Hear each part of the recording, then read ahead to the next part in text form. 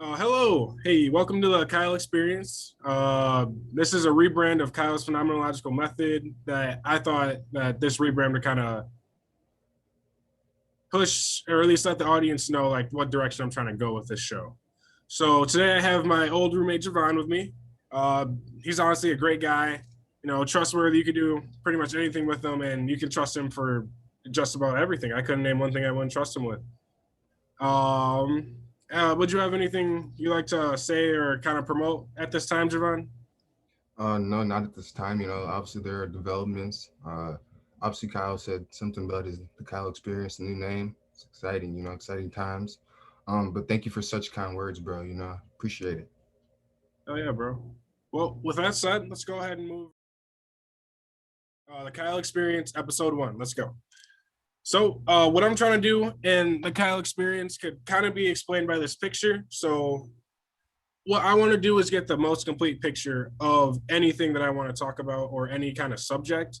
So let's say that I'm looking at it from over here and I would see a black wall, but let's say Javon sees the exact same thing from over here and it's looking red to him.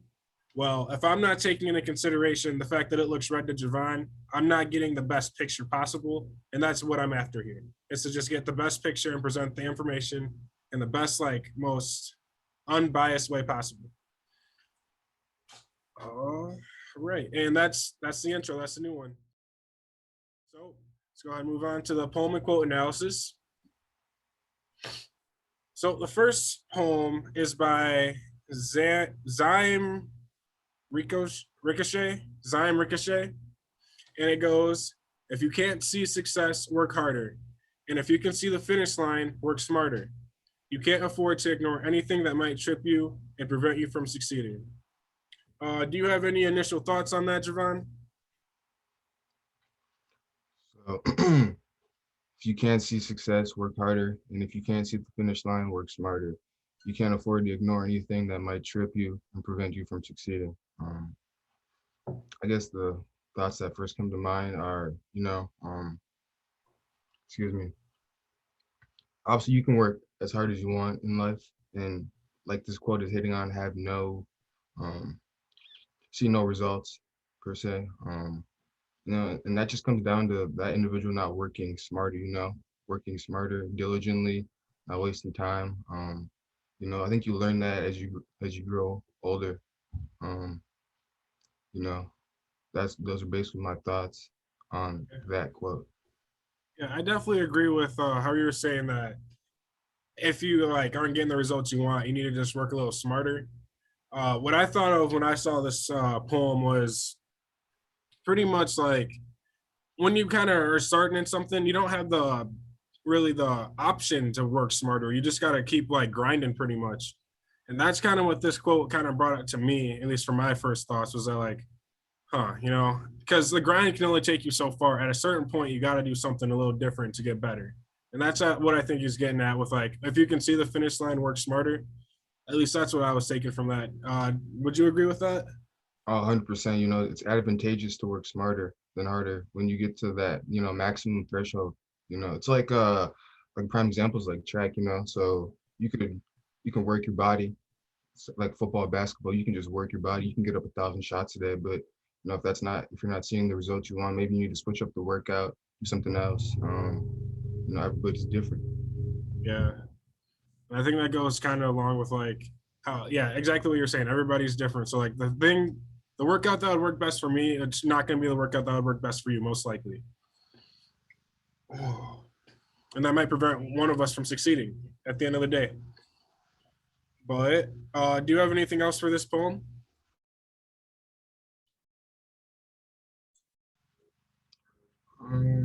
No, I don't. Okay, yeah, that was a pretty good one to start with. Let's go ahead and move on. So move this up a little bit. So this is a quote by Bill Gates, and he says that success is a lousy teacher. It seduces smart people into thinking they can't lose. Do you have any initial thoughts on that? Success is a lousy teacher. It seduces smart people into thinking they can't lose.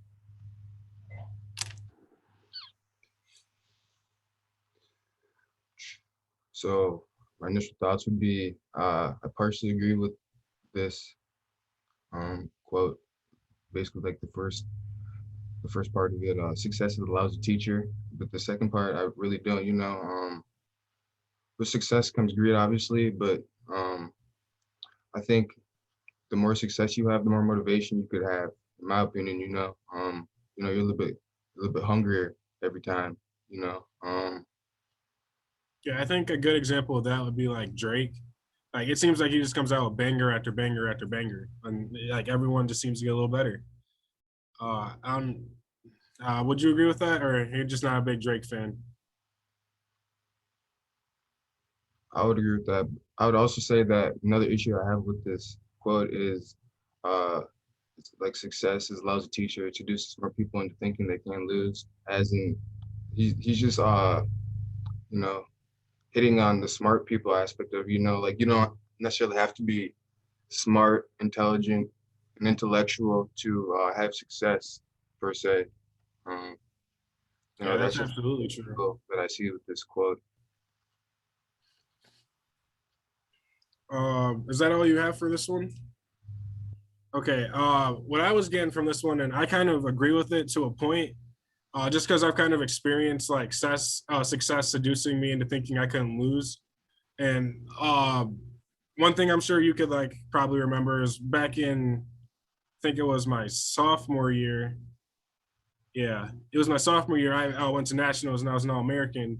And then I got lazy because I thought I was the shit. And then the next year I went and performed extremely poorly.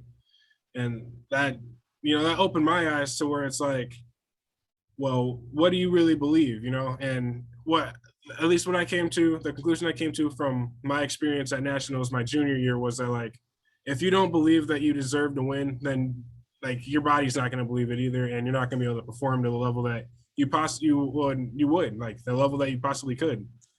And the only way to kind of conclude what I was saying was that like the only way to have that like confidence that you're like that you deserve to win is by constantly practicing and working on your craft. And that's something that I failed to do my junior year. So that's my kind of piece, or at least that's what this quote brings out for me, is that like my failure to work hard my junior year. Uh, do you have anything else for this quote? Not particularly. Okay, let's keep going. All right, so this poem is by Bessie Stanley. It's called "What Constitutes Success." He has achieved success who has lived well, laughed often, and loved much, who has gained the respect of intelligent men and the love of little children, who has filled his niche and accomplished his task, who has left the world better than he found it, whether by an improved copy, a perfect poem, or a rescued soul, who has never lacked appreciation of earth's beauty or failed to express it, who has always looked for the best in others and given them the best he had, whose life was an inspiration and whose memory a benediction. Okay, that's do you, I don't know what the word benediction means. I'm gonna go ahead and look that up real quick, unless you have a definition. No.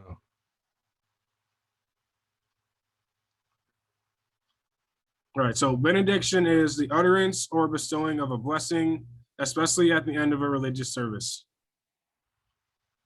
So to remember, so they're pretty much saying that your memory would be a blessing.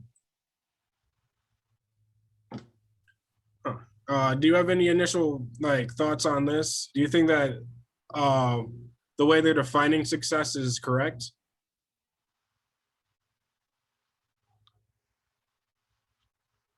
I do believe that they are defining success accurately.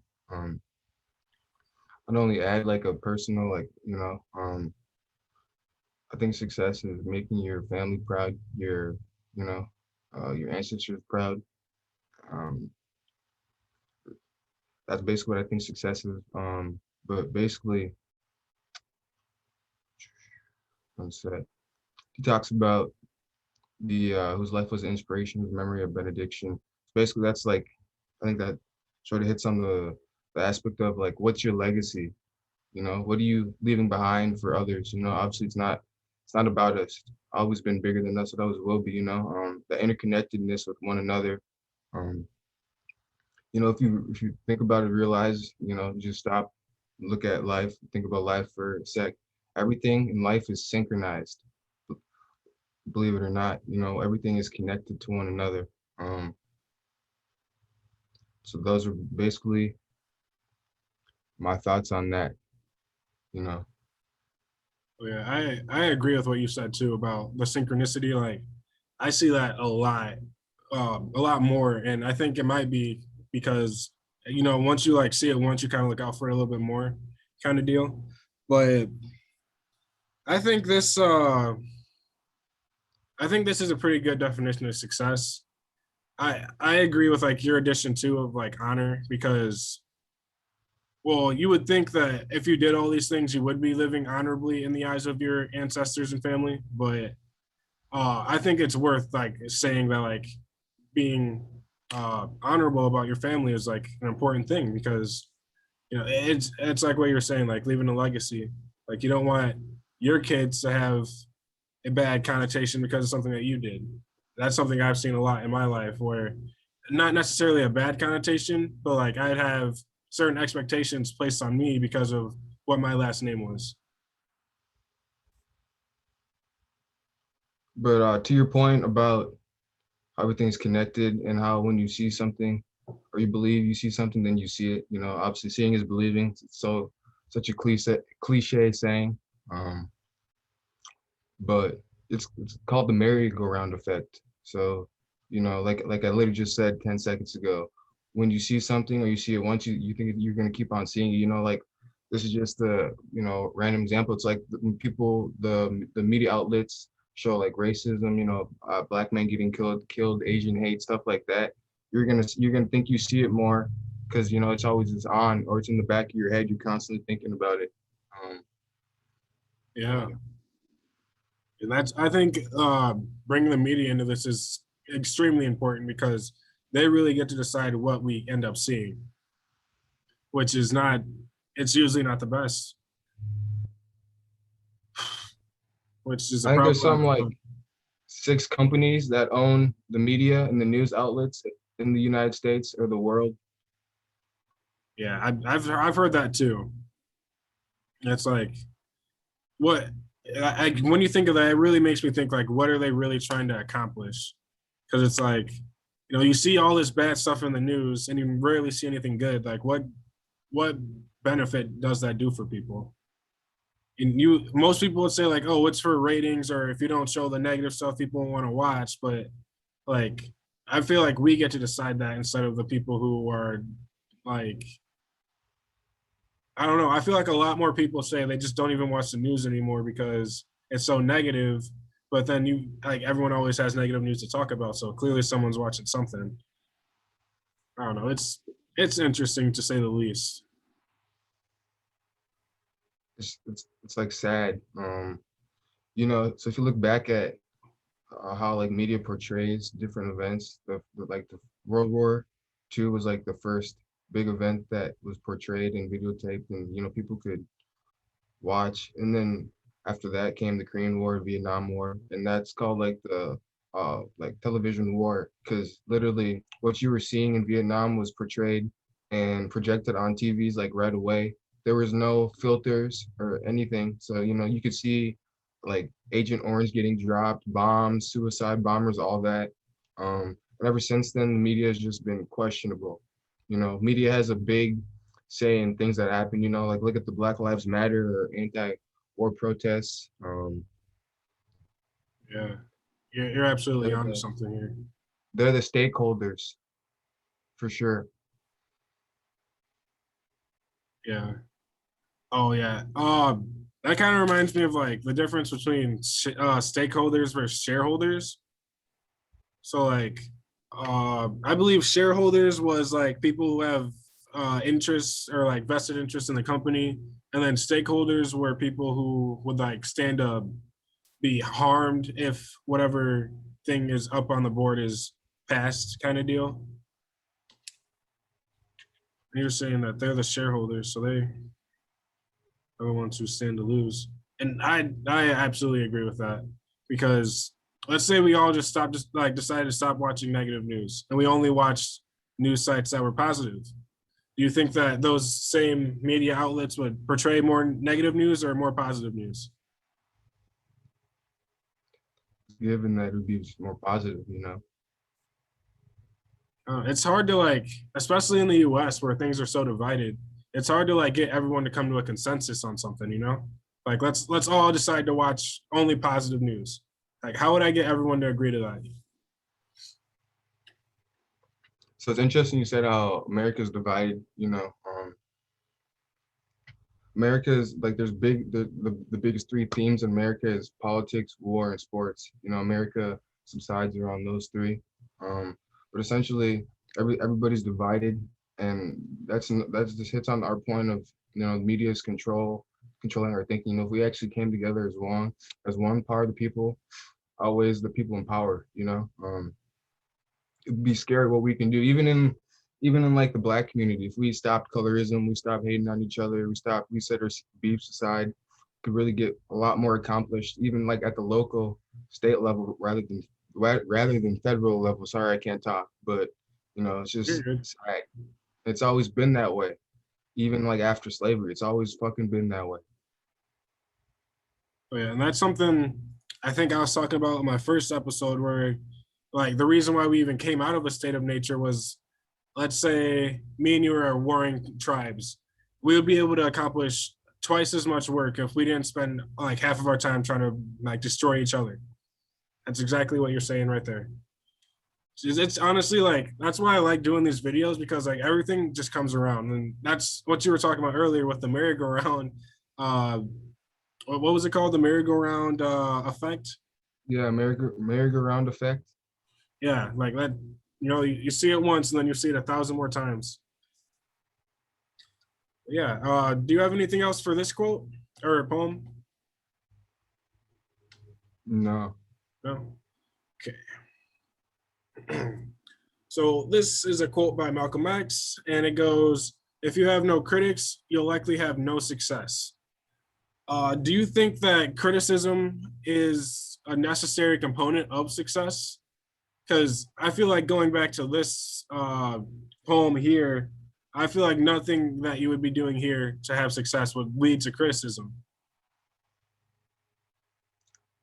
I still think it probably would, because there's always that one or two people or group of people who doesn't like what you're doing because you're happy, you're having a good time, you're prosperous, uh, you're grateful, but you definitely need to have critics and criticism. It's essential for being a successful person, becoming a better person, becoming even like a man, you know.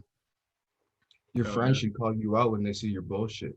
They should know when, you know, you're not being yourself. But criticism is essential. Even like I think the biggest criticism should come from your peers, like I just said, you know, like friends, people in your classes, they're your age, you know, they know what the standard is essentially. They know how to act. Um, but yeah. Yeah, and I think that kind of goes to, I don't know if it's like a quote or a poem, but the saying, you become the five people you're the closest to, that's who you'll, you look at the five people, that's who you'll end up being. I think that's definitely has to do with criticism, because, you know, if you're working at a high level, you can't allow low level shit to happen, kind of, because you can get caught in that cycle, and then it becomes a habit. So yeah, I mean, so yeah, I guess criticism is a necessary component of success, because if you don't have someone to kind of keep you in check, then you'll just do whatever you want. And I think that's, or at least that's what the founding fathers were kind of aiming at with the separation of power. But I feel like we don't really see that as much today as what they were planning on it happening. But then again, I can only guess and speculate. But so my thoughts with those points, so those are very excellent points. My first one would be, you are who you hang out with. My second one would be that you need, one of my goals, even when I was at North Central, was to be one of the dumbest people in the room, if you know what I mean. You know, like you want to hang around people who are smarter than you. You know, you don't want to be you're the smartest person in the room, you probably shouldn't be in that room. And I figured that out like senior year of high school. But also, um, well, sorry, what was the last thing you said? Uh, I was talking about the separation of powers and how we don't really experience that as much nowadays. So, to your point about like separation powers and whatnot, how am I trying to formulate this? Um, basically, people today can't take criticism very well. Everybody's a little bit soft, and I don't know if that's because of the social media. It's just because we just grew up a little bit more sensitive than uh, our parents, our grandparents per se. Maybe it's because we had a maybe not a easier life, but a better life than them. But no, a lot of people, they can't take criticism. It's like when you're at the gym and you're working out and you with a friend, a couple buddies, and their form is incorrect, and you just say, hey, you want to go down a little bit more, or on RDLs, you want to sink your hips more, something like that, and they take it as like, they get all butthurt about it, their butts hurt. So that's what I think about when I think about this. Like if you're able to constantly take criticism, you're gonna be a fucking warrior. Yeah, and one example of a person I think that takes a lot of criticism and still like continues to fucking excel in their field is LeBron James. Like I cannot think of a single person in the last like 10 years who's been criticized as much as that man, and I can't think of a single person in the last 10 years who's been as great as him. Like maybe Steph Curry, maybe Kobe, but like I don't think they were criticized as much as him, or at least I didn't personally see them getting criticized as much as him. But I constantly and continuously see LeBron succeeding. Like wherever he goes, he has to make the rules. If that's not success, I don't know. I don't really know what is. I don't know. Would probably definitely agree with that. Everyone hates LeBron because he's a success story. Like he wasn't supposed to be this LeBron James. They didn't think he was gonna be this good. He's Yeah, also like never really fucked up, but like obviously words are catastrophic, and he had that Hong Kong issue, that China issue, a yeah, couple of years ago, and he what he said wasn't too out of pocket. It was just more so that anything LeBron says, people will either love it or fucking hate it and try to make a big deal out of it. yeah. Oh yeah, bro. Well, do you have anything else for this quote? No, I do not. So how I plan on the rest of the presentation going, I'm going to present divine command theory. I'm going to present a specific version of divine command theory, and then I'm going to present the objections, and then that'll be it. So to go ahead and begin. So divine command theory. The theory generally teaches that moral truth does not exist independently of God, and that divine commands determine morality. Stronger versions of the theory assert that God's command is the only reason that a good action is moral, while weaker variations cast divine command as a vital component within a greater reason. The theory asserts that good actions are morally good as a result of divine command, and many religious believers subscribe to some form of divine command theory. Because of these premises, adherents believe that moral obligation is obedience to God's command, or what is morally right is what God desires. So have you heard of divine command theory before? Briefly, yeah. Yeah, well, we're gonna kind of dive in a little deeper today. I'm gonna be talking about St. Augustine's version of divine command theory, and uh, hopefully I can give a pretty good explanation of that, and then I'm gonna go ahead and jump into the objections. Do you have anything for this slide though? No. No. When I added this picture of the scale to kind of symbolize like let's say the scale is the scale of morality, and over here is where God would God would be. So it would always be heavier over here compared to anywhere else because well, in divine command theory, God's words are, or God's commands are morality. So like that's, there's nothing else that could possibly be moral. Okay. So in the St. Augustine's divine command theory, Augustine's ethics propose that the act of loving God enables humans to properly orient their loves, leading to human happiness and fulfillment.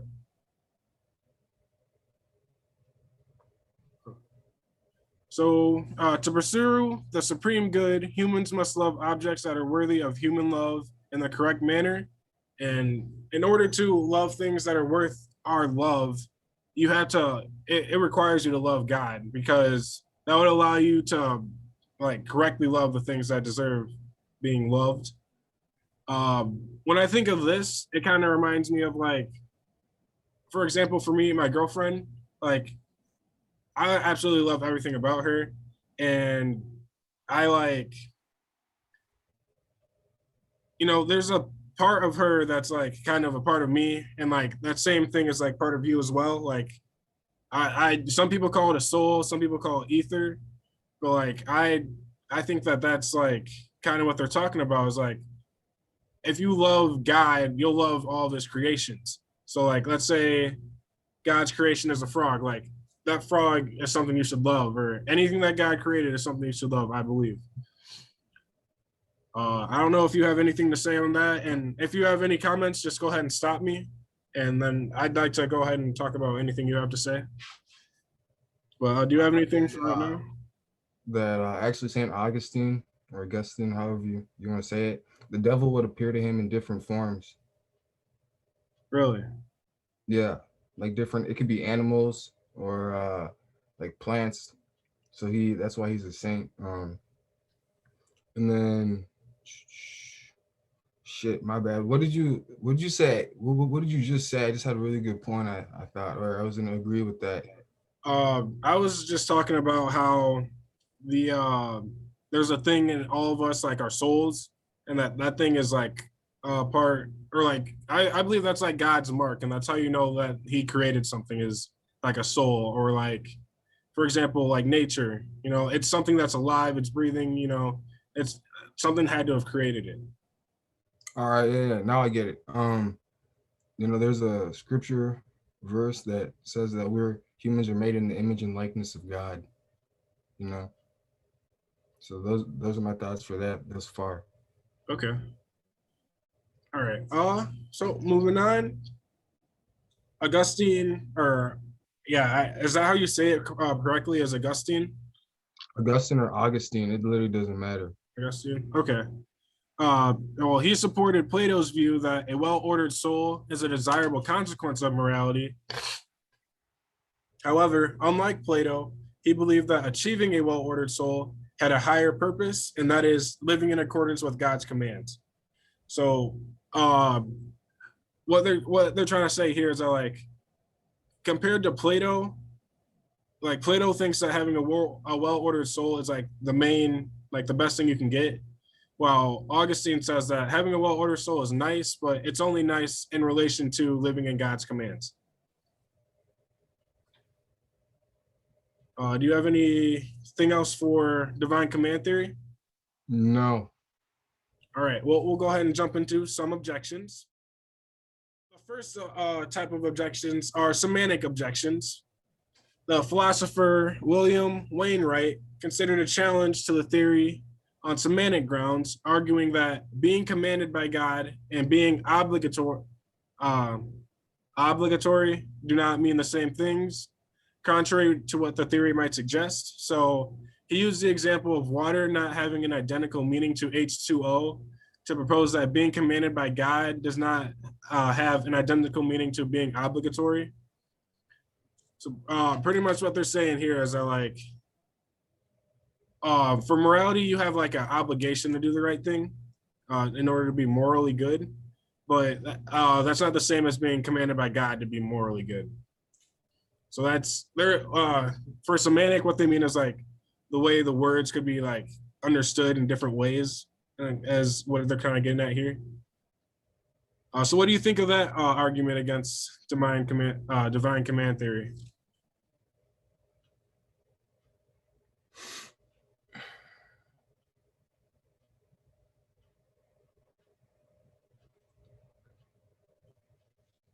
All right. So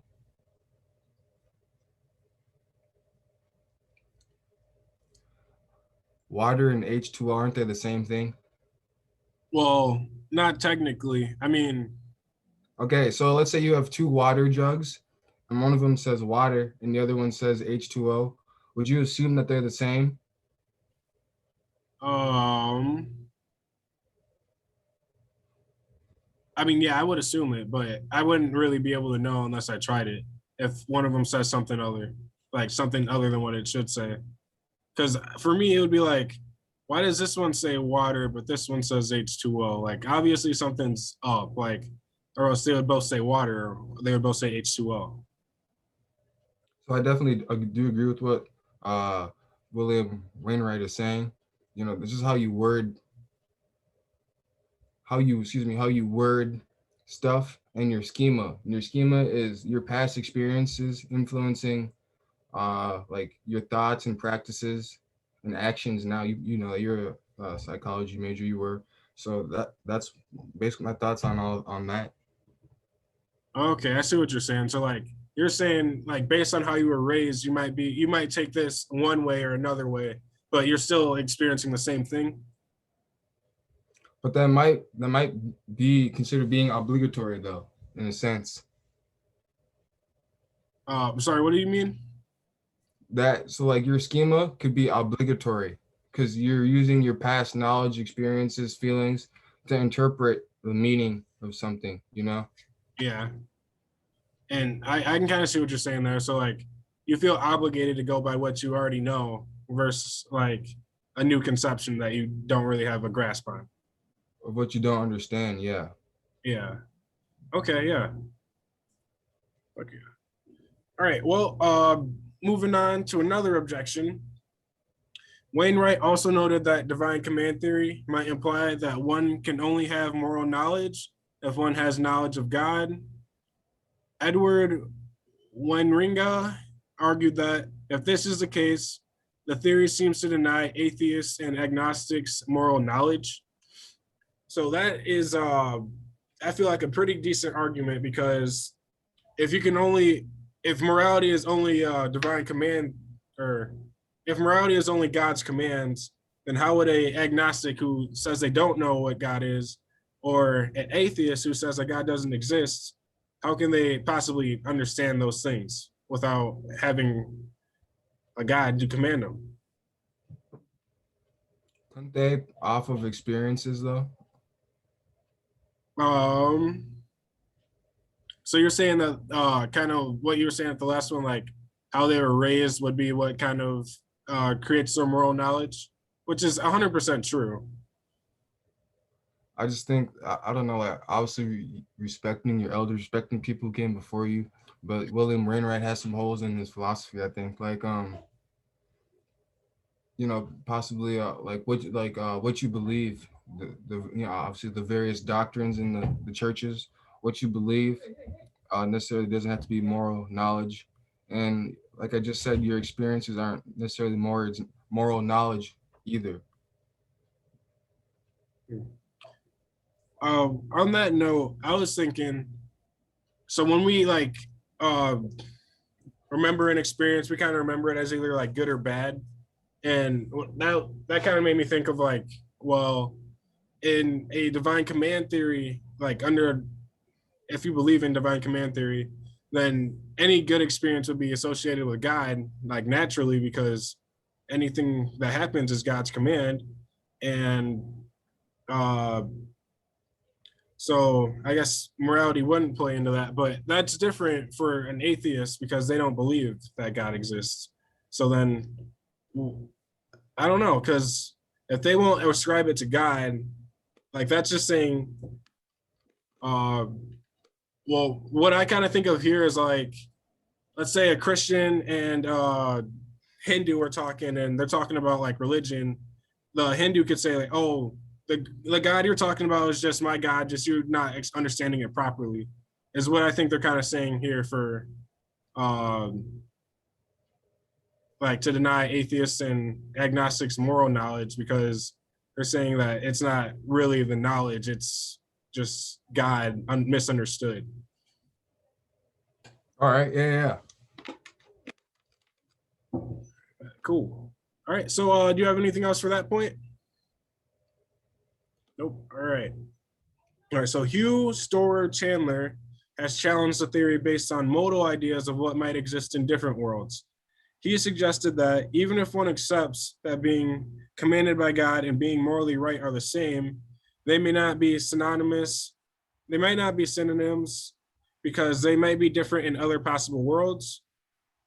So when I hear this one, it makes me think of cultural relativism, where like what was considered good and like popular in Nazi Germany wouldn't be considered good and popular in America today. So like you have to think, well, what are people going to think in 50 years of our moral system? At least that's what this kind of brings out for me. I don't know if you have any other thoughts or anything else different from that. I might have some notes on this one. No, I would agree with that.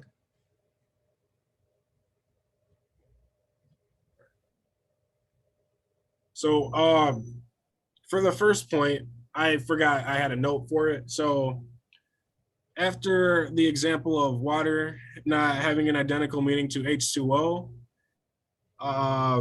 my note was, this is not an objection to the truth of divine command theory, but Wainwright believed it demonstrated that the theory should not be used to formulate assertions,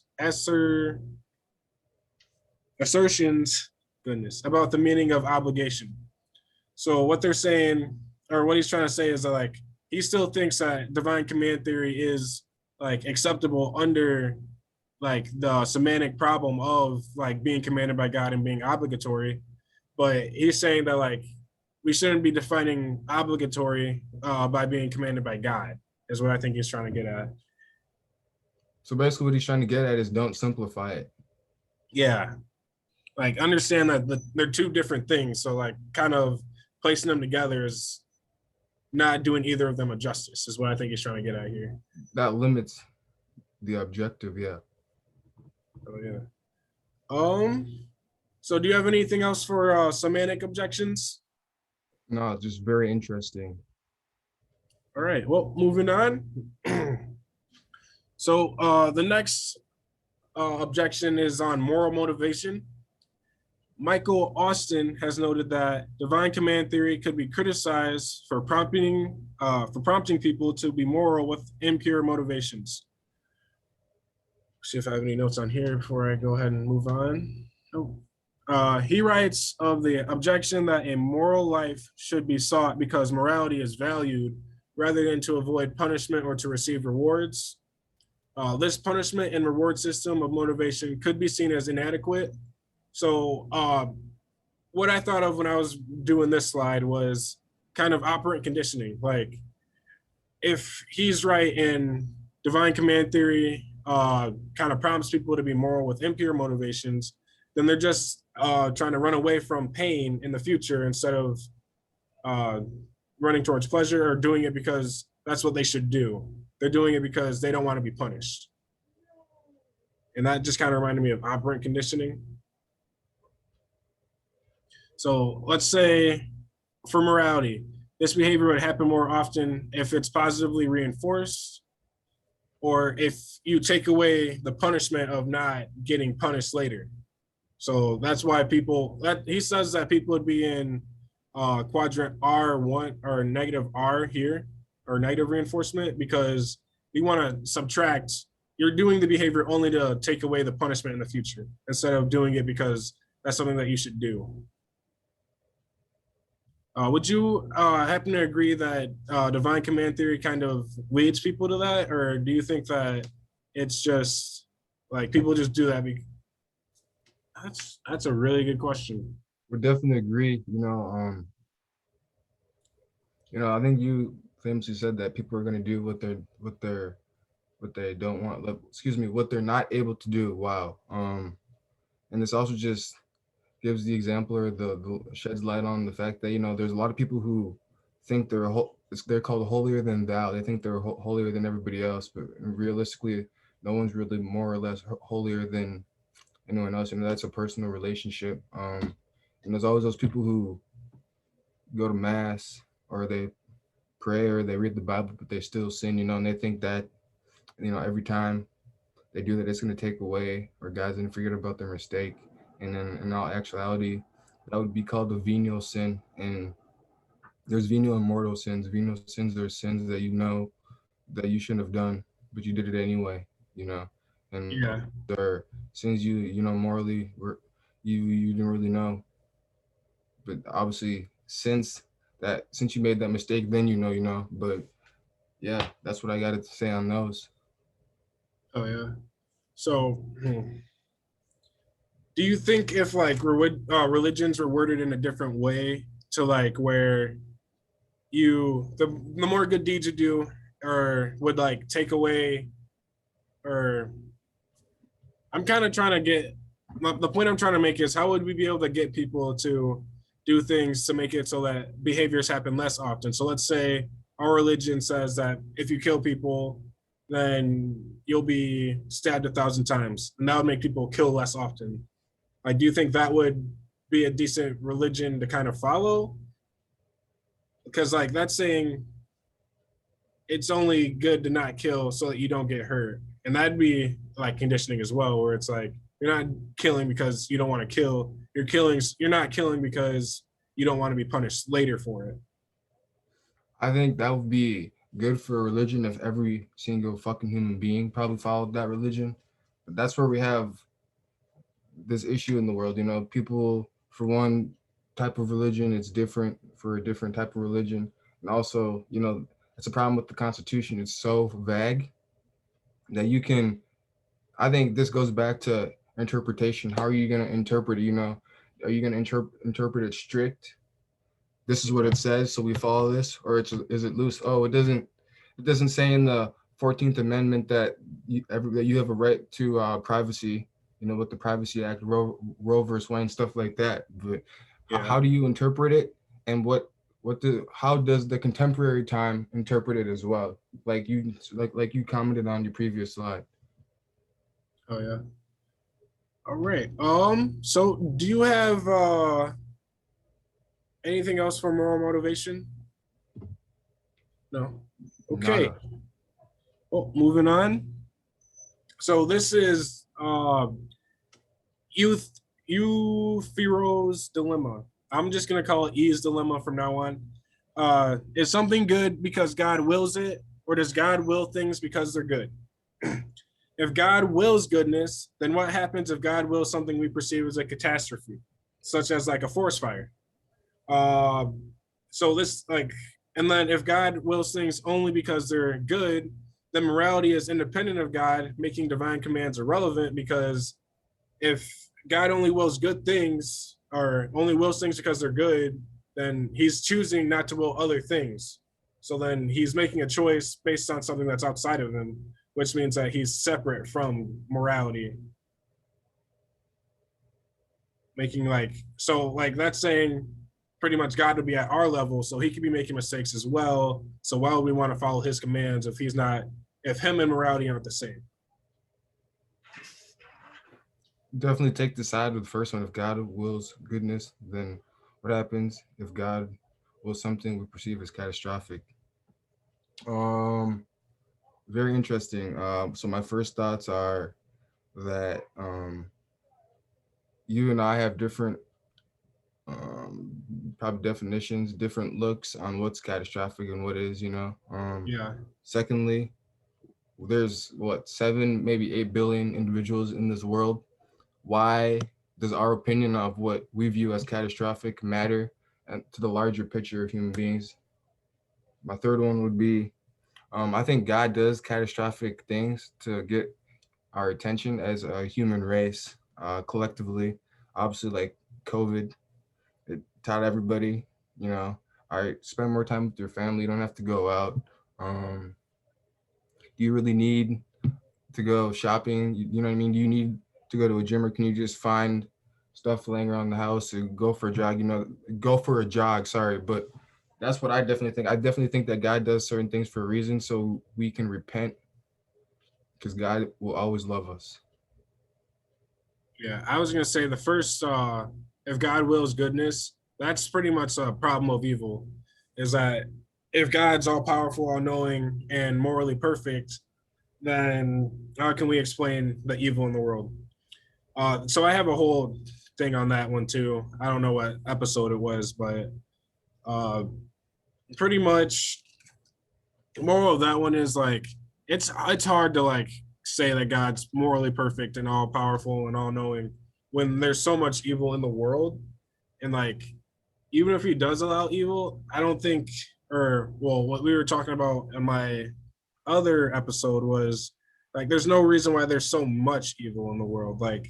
Why did the Holocaust happen, or like what good did we learn from there, or like that doesn't explain like animal evils either. So like let's say like a fawn dying in a forest fire, like what moral good do we learn from that? Is kind of that's the problem of animal suffering, not problem of animal evil. But like if like what good do we learn from like animal suffering? At least that's where this one leads to. And then this one's probably not even any better, because then there's no God who is like morally perfect. There's just a God who could be all powerful and all knowing, but doesn't really have personal feelings for us. And that seems to be kind of opposite of what we've been taught. I don't know if you have any more comments on this one. No? All right. Well, hold up. Let me see if I have anything for this one. All right. Nope. All right. Moving on. So omnibenevolence. So this is kind of, we just kind of went into this one a little bit on the last slide. Omnibenevolence is like being morally perfect or all good. So if divine command theory is accepted, God's obligations would be what he commanded himself to do. So people like Gottfried Leibniz and some more recent philosophers have challenged divine command theory because it seems to entail that God's goodness consists of his following his own commands. So the concept of God commanding himself is seen as incoherent. Neither could God hold any virtues, as a virtue would be the disposition to follow his own commands. So that's kind of what they're getting at here, is like God couldn't be moral if following God's commands makes you moral, because he makes his own decisions. So how can he follow his own commands? There is a counter argument to this though. So Edward Weinringa counters this by claiming that whatever God chooses to do is good, but that his nature means that his actions would always be praiseworthy.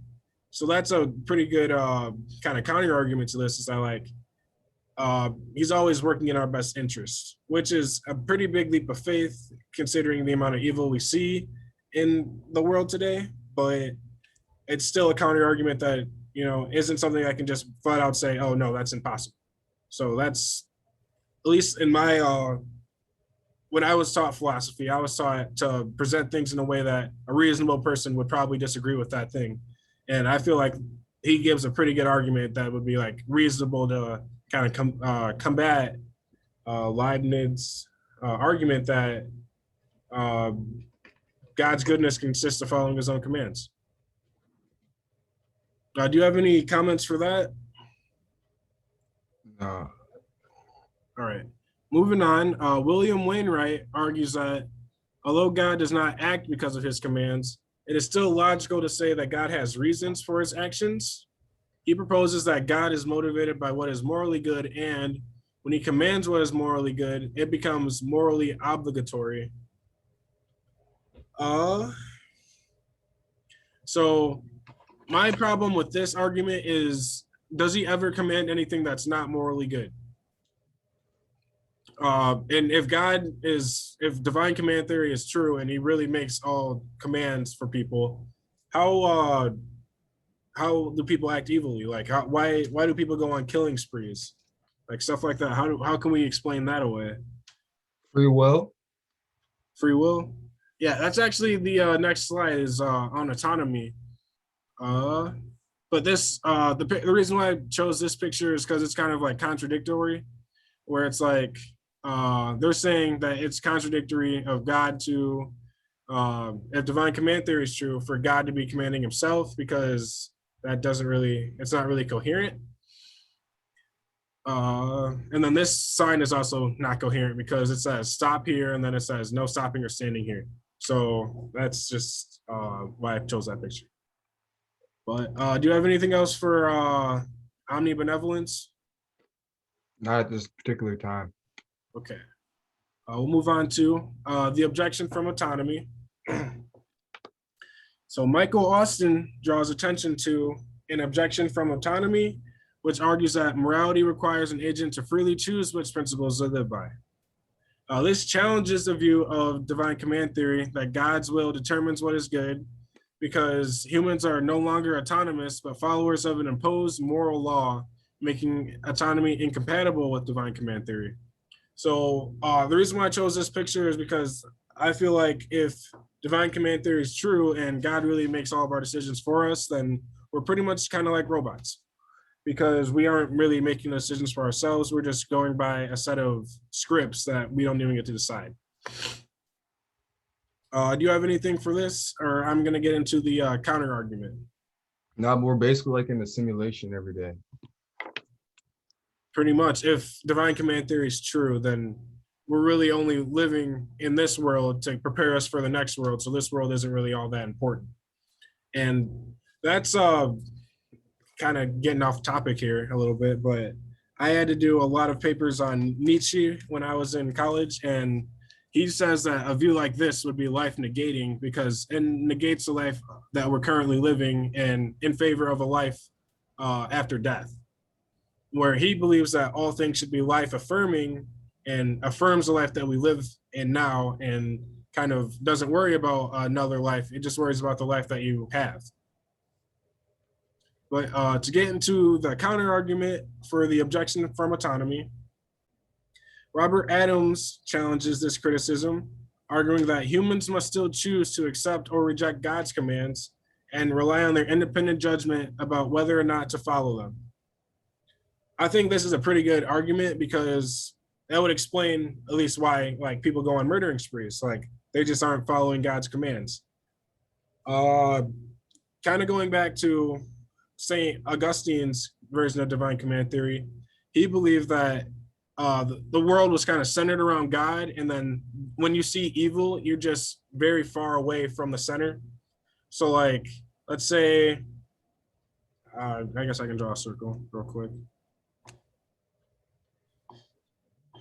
All right, so this would be like God pretty much.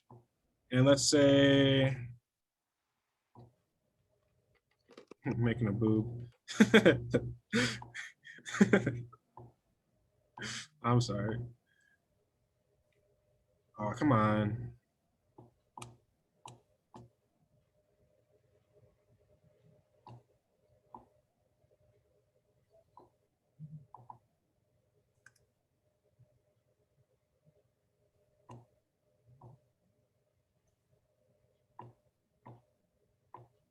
So let's say that the center of the circle is God. And let's say you find some evil. They're going to say that that evil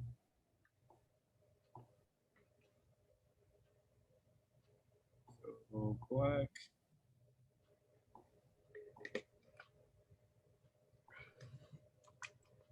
Sorry, this is kind of taking a little bit. It's a good example though. Yeah. So they're saying that this is like the middle of our existence is like centered around God. And if you experience evil, then you're very far away from where you should be. It's pretty much what St. Augustine was saying. And I think that that kind of exemplifies the argument that Robert Adams is trying to make here, that people still get to choose to follow divine commands or not. And you can either be really close to God, like right here, or you can be over here where you're pretty far away from God and experiencing evil.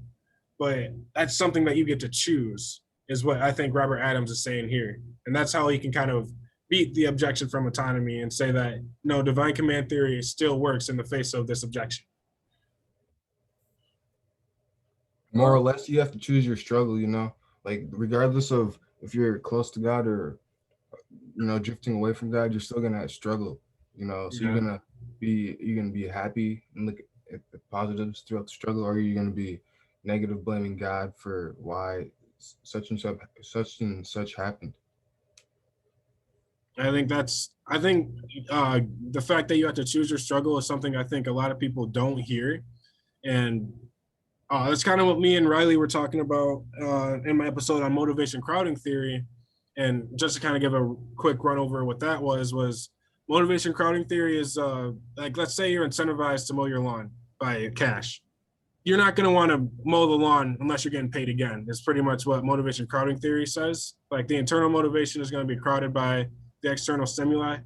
So how this applies to here is that, or what we were just talking about, like people are constantly praised for doing good things. And let's say you don't get that praise one time, you're not going to be likely to do good things again. And, you know, we don't like you're saying, like, it's going to be a struggle either way. So if you only want to do good things because it like takes away your struggle, you're going to struggle either way. So you want to do the good things regardless, because at least you're not contributing to someone else's struggle. At least that's what I think. I know other people may have different views. Would you agree with that though? Yeah, I would. All right, cool. All right, well, I think this is the last slide, and it's on religious pluralism as an argument against why divine command theory wouldn't work. So go ahead and jump right in. Austin considers a view that in a world of religious pluralism, it is impossible to know which gods or religions' commands should be followed, especially because some religions contradict others, leaving it impossible to accept all of them. Within religion, there are also various interpretations of what is commanded. So I have an example for this.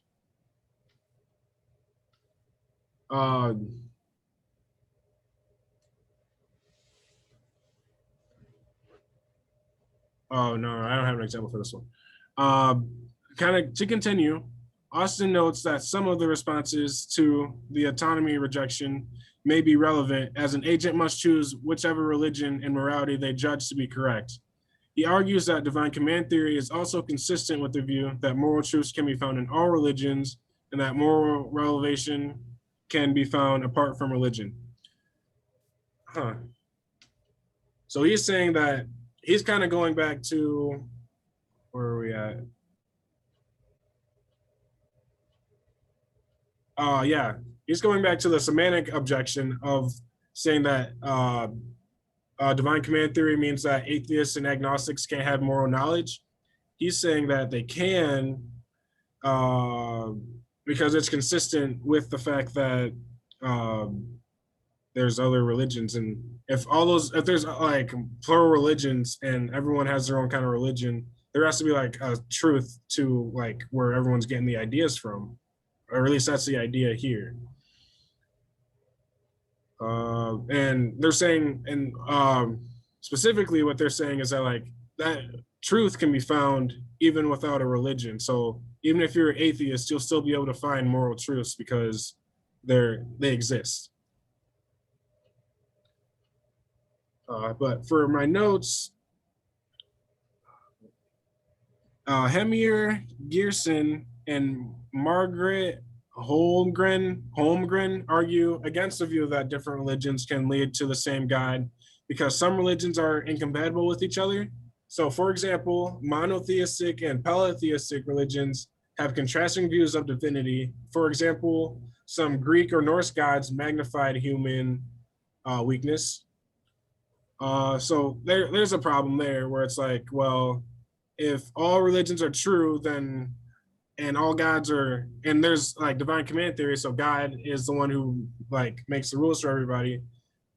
How do you explain like gods that are just an example of like bad things? Like for example, Bacchus, like the god of being drunk. Like, I don't think a lot of people, or at least I know a couple of people in my life who would think that being drunk isn't exactly the best thing for you to be, like the best or the supreme good. Uh, they argue that determining which God should be listened to remains a problem, and that even within a religion, contrasting views of God exists. So for this, the example was like, for example, in the Bible, the actions of God in the New Testament versus the Old Testament are kind of contrasting, at least a little bit. Or I mean, I haven't read the Bible personally enough to know, but I've heard that a lot. Would you say that's true? That I mean, I know you go to like a religious school and like you had a pretty religious like upbringing. Do you think that the Old Testament and New Testament kind of show different sides of like God or no? Yeah, so I forget which one, but one's like 72 books, the other one's like 15, so they vary. Obviously, one was written before and one was written after God's time, so that has a big um, impact on what's written. Obviously, you don't. I struggle with the Bible and just reading it because uh, it's been translated so many times from Hebrew. Yeah, Hebrew was the original language, so like we literally. It's funny how we talked about how everything is synchronized, just like your PowerPoint. What am I trying to say here? Shit. Basically, you like each word could be different. It's different meaning in different languages. So yeah, necessarily two words mean it could be or do mean really two different things in Hebrew versus English. And there is no direct translation from Hebrew to English. And you have to go like Hebrew to like Aramaic to like Latin to Italian to like yeah, uh, Portuguese to English. You have to break it down so much, so that's basically impossible. But basically, my thoughts on this is, this is why we have separation of church and state. And this is why you have the religious freedom to believe in what you want to believe. No one, it's not like other countries where you're forced to believe something or you're supposed to worship an emperor or a government official per se. yeah. Yeah, and that's a great point. Like that you were saying, like some people worship like King Jong Un or whatever. Like, do they have the same like moral truth? Like, do they receive the same moral truth that we would from following like a contemporary American religion like Christianity or Judaism or Hinduism? Like, do they get the same amount of uh, religious truth from following him versus following like the Christian God? No, that's something I think that kind of gives pluralism a kind of a good argument against divine command theory, because if divine command theory is true, why would God, he might be a she, why would they like make their own subjects, like, and they have the power to change what they can do, why would they make them worship a false idol like that? I don't know, like, and maybe that's because they do get the same religious truth from following, and maybe it's just like believing in something just gives you that kind of moral kind of compass. But uh, I just think that it's hard for me to believe, at least, that people who believe like extremely much in Kim Jong Un and that he's a god and everything, that they get the same religious experience as someone who believes in Christianity or another like popular religion. No, definitely different because they also have, obviously we do too, but the various forms of propaganda Yeah, are alive and well. They also don't have internet connection. They can't access like Google, YouTube, and like we hit on the first part of the show, how there's like six companies like Disney and like Webcom that control the saturation of media, and over there it's like probably like I don't know if it's six, but it's a lot more saturated. You can't you look up something questionable, you're gonna get a knock on your door or something, you know what I mean? Something like yeah, that. that's messed up. So like, and that's why I'm so glad I live in America, where I can kind of, I mean, I'm sure like if I look up something that our government doesn't think's right, I might get a knock on my door too. But I feel like I have a little more freedom than, let's say, North Korea. But I mean, there's definitely limits to my freedom as an American citizen imposed by my government.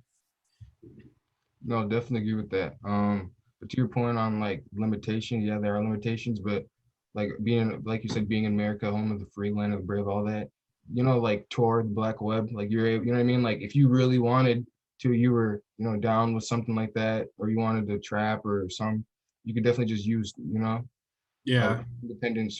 independent search. Oh yeah. Yeah, that's a good point too. Like there are ways around that shit too. But I believe that's all I have for the slides. So do you have any closing thoughts or anything you liked about the episode? Uh, just generally speaking, I thought this was a, very informational, learned a lot about, um, I guess these would be considered dogmas in the religious world, something that goes against our religious teaching. We talked about like various forms of propaganda, but, you know, um, honestly, I think my best advice to people would be just be aware of propaganda in your everyday life, whether that's, I think even propaganda would be talking shit about your friend, to an extent, just downplaying Yeah. something or an action, simplifying something like we talked about. You can't, when you simplify something, you're not looking at it for what it actually is, like, would you simplify a human being? Oh, he's blah, he's this, not, and that just goes to show you that one of the first slides, the longer passage poem we talked about, like when you see somebody, do you see just them or do you see their legacy, their ancestors and people that will be coming after them? Like, well, we were all made in the image and likeness of God. And, when you look at somebody, you see God as well. That's his fucking creation. I think as human beings, we have the unique opportunity to make men relationships. And, it's cliche again, but it's all about who you know and what you know. So you might as well just be a happy person. You might as well not let people get under your skin. Everyone's going to hate you for something. If it's not one thing, then it's another. And people hate you for things, for decisions you make that only affect you. And that's one of the biggest things I learned. Like, people can just hate you for making a decision in your life that doesn't affect them at all, and it's just disappointing, but that's human nature, and just finally, just talking about ad hominem, just philosophical term, and it's attacking somebody's character during an argument, just an example, oh, Kyle did this or Kyle did that. Well, let's look at the substance of the argument rather than looking at, or what they're arguing, rather than looking at their past um, beliefs, habits, But yeah, that's basically what I have. But appreciate you taking time out of your day to teach me this skill. I look at it as a skill, because once you learn it, you can equip it and use it. Oh yeah. And I that's honestly like that ad hominem stuff you were talking about is kind of why I kind of do these videos, because I feel like a lot of people may be saying stuff, but they're from like what we would consider unreputable sources. So I like to present information in the most like unbiased way possible so that everyone can make their own opinions. You know what I mean? And it honestly hurts me when I think about like how people just attack character and think that that's like winning an argument, because it's not. And you're only like, when you attack someone else, you're not making yourself look better. You're just somebody actually taught me this where I work, and I'll just go ahead and, I guess I can't, but it's like when you assume something, you like put a slash at the last S in the slash at I gotta just write this down. I'm gonna go ahead and screen share this with you because it's just be a lot easier. No, but basically what you're saying, and I definitely agree with that. I would just basically say that when someone attacks your character, another person's character, the argument's over. Like, you've won that argument. Like, it's not obviously not about winning or losing, but when someone attacks your character, that's just low. And people do that a lot. It makes an ass out of you and me, huh? Yeah, that's what I was trying to get at. Is that like when you assume something, it makes not out only an ass out of me, but it also makes an ass out of yourself. Or because like you're not even contributing to what you're trying to say you're contributing to. You're taking that time that could be used to better something else to try to hurt something else. And that's why I think that like assumptions and ad hominem stuff like that is just such like a waste of fucking time. With that said, thanks for watching. Please have a good night. Javon, do you have any message for the world? God bless. God bless. All right. Well, thanks, guys. Thanks for watching. Peace out.